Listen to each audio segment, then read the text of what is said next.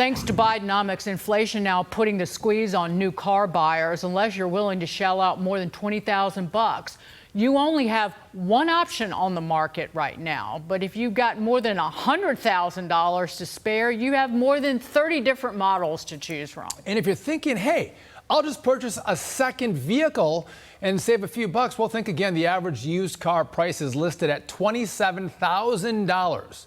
That's up 30% from pre-pandemic levels. And taking into account higher interest rates on both new and used cars, a new ride for price-conscious auto shoppers might be completely out of the question. Here now to divvy it all up and divide it all up, talk about the numbers, is automobile expert Mike Caudill. Mike, good to see you. So what do you make of this new market? The auto producers are pushing these EVs. American consumers, we don't want them. Yeah, so let me divide it up into two different cases, right? You've got the electric vehicle side of the market, and then you've just got the rest of the car market. Yeah. So the average car price right now is about $48,000. I never thought in my lifetime I would see a starting price of a new car be at $48,000. The starting price of an electric vehicle, the average of an electric vehicle is about $53,000. So you take the 48 and you put the 53 together and you go, man, $50,000 for either an electric vehicle or a new car. Now, I just came away from Monterey Car Week a week ago, and we're looking at 8 cars that went for $10 million.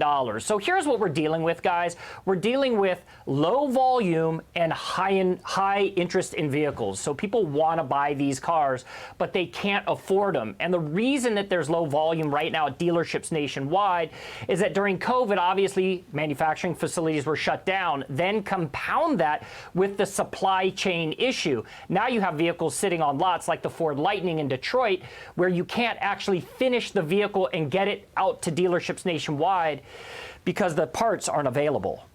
There's a huge problem, Mike, and let's stay on top of the electric vehicles for a minute. The Biden administration's push, and this is classic industrial policy that they've lifted from communist China, to put an electric vehicle in every driveway. It's hit a snag, and you mentioned Ford. Ford recently reduced its EV production targets as supply far outpaces demand. Unsold green cars piling up in dealer lots. And if you watch, they're emulating China, but China, that policy has been a disaster.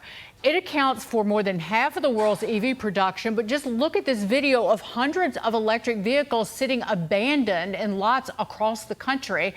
The U.S. is very clearly headed toward the same problem. So they've emulated a policy that's ultimately been a disaster. People don't want these cars.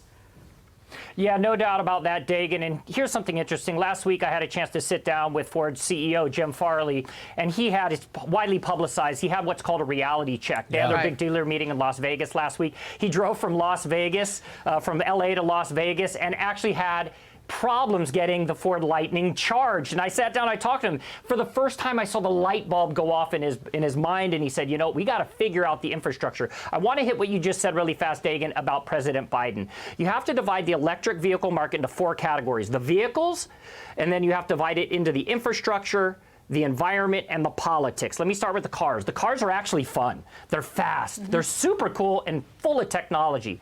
But then you have to take that second part. The infrastructure is just horrible. There's nowhere to charge these cars unless you have adapted your garage to charge those vehicles. The environment, I'm going to throw that out the door. It takes a whole lot to produce these vehicles, and we have no idea what we're going to do with the batteries when we're done. The last, you've heard that term weaponized, and I'm going to use it. I don't care. The White House has weaponized the world of EVs. Jim Farley said, look, we want to offer people choice, and that's going to be the deciding factor. 52% of Americans are researching, only 7% are buying. Mike, just a real quick question. You said there's low volumes. Is that because of chips still, or are there other product shortfalls in the supply chain? Yeah, there's a variety of them. Look, Sean, during COVID, right, people stayed home, and now they don't want to go back to work, right? We have parts of Bidenomics that are still funding people that are at home, sitting at home, and they don't want to go to work. So you can't keep people to the manufacturing facilities. Then you've got the supply chain issue. I can't even get into tonight just the supply chain issue on electric vehicles alone. 82% of the supply chain is run by China. So when you add it all together, you're just looking at a snowball effect. But I do think electric vehicles are part of the future. At what level? Yep. Consumers right now still want choice. Mike Caudill, thank you so much. Appreciate it. Good stuff. Thanks, guys.